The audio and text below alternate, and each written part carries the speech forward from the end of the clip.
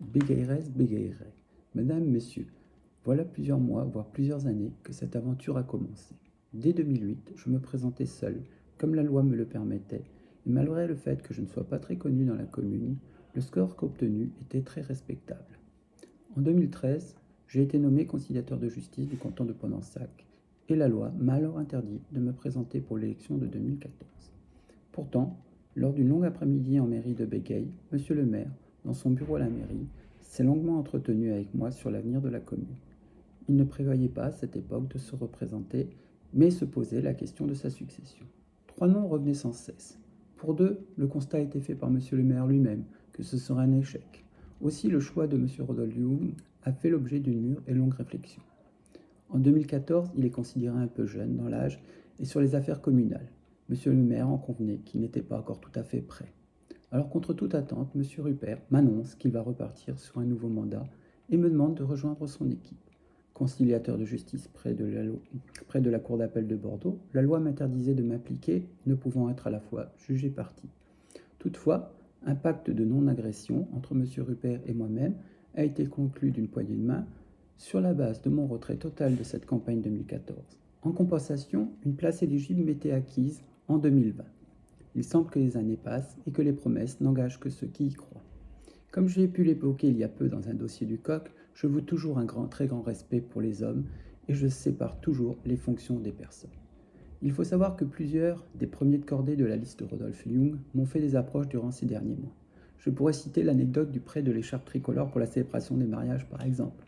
Ce n'est qu'un détail, certes, mais c'est un cas précis. Comme quoi, des griefs à l'intérieur même de cette liste sont de mise. Durant le dernier été, la représentation de la route de Cardan sur la liste municipale sortante s'est agrandie suite à la cooptation d'un jeune responsable sportif œuvrant pour nos enfants.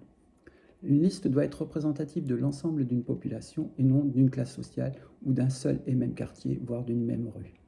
Puis lors d'un échange avec monsieur le maire, ce dernier m'a confirmé le non-respect de son pacte de non-agression conclu sur une parole d'homme 6 ans plus tôt.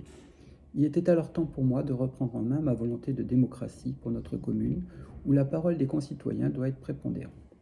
Et c'est dans cet esprit que je vous ai invité à me suivre et à me laisser vous porter vers une véritable participation à la vie collective. On me reproche de ne pas avoir dévoilé de projet. C'est complètement faux. Comme tous ceux qui aspirent à une telle responsabilité, il va de soi qu'un projet environnemental, social, économique est posé sur mon bureau. Mais à quoi bon vous faire des promesses si je n'en ai pas en mesure de les tenir? Aujourd'hui, après 8 mois de menaces, de coups bas, d'intimidation, plusieurs de mes colistiers et mes colistières s'interrogent et je comprends leur inquiétude. Aussi, je ne peux encore porter longtemps seul le combat contre la magouille, les petits arrangements entre amis et le non-respect même des lois. Aussi, je vous annonce que j'ai décidé de me retirer de cette élection. Mais je n'abandonne pas Béguet, ni ceux qui m'ont fait confiance. Je continuerai donc à vous apporter mon aide à qui me le demandera, et ce de manière toujours bénévole.